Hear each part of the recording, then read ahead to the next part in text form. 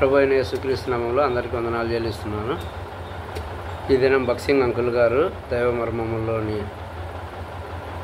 యొక్క భాగమును మీ దృష్టికి తీసుకొస్తున్నాను. శత్రువులు మన భూ సంబంధమైన సంతోషమును దొంగలించగలరు, కానీ పరలోకము నుండి కలిగిన ఈ సంతోషమును దొంగలించలేరు. భూ సంబంధమైన సంతోషాన్ని దొంగలించగలరు, కానీ పరలోకం నుండి కలిగిన సంతోషం అనగా ప్రభు అయిన యేసుక్రీస్తు వారు మనకిచ్చిన సంతోషాన్ని శత్రువు దొంగలించలేడు.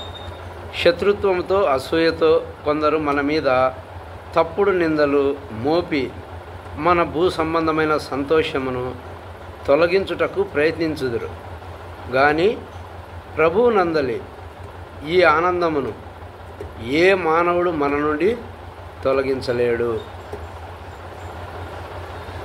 నీ సంతోషము నిజముగా ఆత్మీయమైనది, పరసంబంధమైనది అయిన ఎడల ఎవరునూ దానిని తీసివేయలేరు.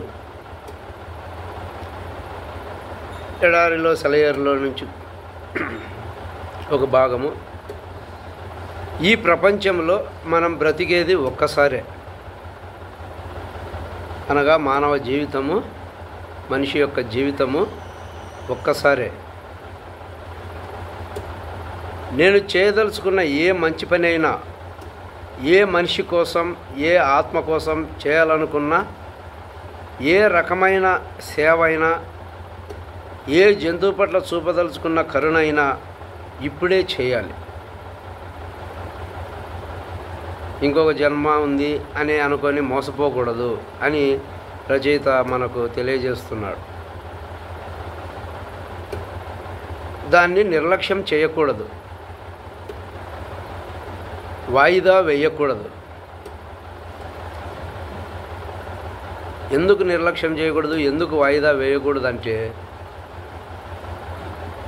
ఎందుకంటే ఈ దారి వెంట మళ్ళీ రాము కదా. ఈ దారి వెంట మళ్ళీ రాము కాబట్టి మనం ఏదైనా చేయాలనుకున్నప్పుడు, ఏ ఆత్మ కోసమైనా, ఏ మనిషి కోసమైనా, లేదా దేవుని కోసమైనా మనం ఏదైనా చేయాలనుకున్నప్పుడు ఈ జీవితంలోనే మనము చేయవలసిన వారముగా ఉంటున్నాం. దీనికి సాదృశ్యంగా మత్తయి సువార్త 10వ అధ్యాయం 42వ వచనాన్ని కూడా రచయిత తెలియజేస్తున్నాడు. గిన్నెడు చన్నీళ్ళు మాత్రము నువ్వు ఇచ్చినట్లయితే పరలోకమందు నువ్వు దానికి బహుమానాలను తప్పకుండా పొందుకుంటావని. కాబట్టి ఈ యొక్క మాటలను గమనించి అర్థం చేసుకొని ప్రభువుకు లోబడి ప్రభు ఇష్టాన్ని, ప్రభు చిత్తాన్ని నెరవేర్చుటకు మనకందరికీ ప్రభు సహాయం చేయనుగాక. ప్రైజ్ ది లార్డ్ అందరికీ.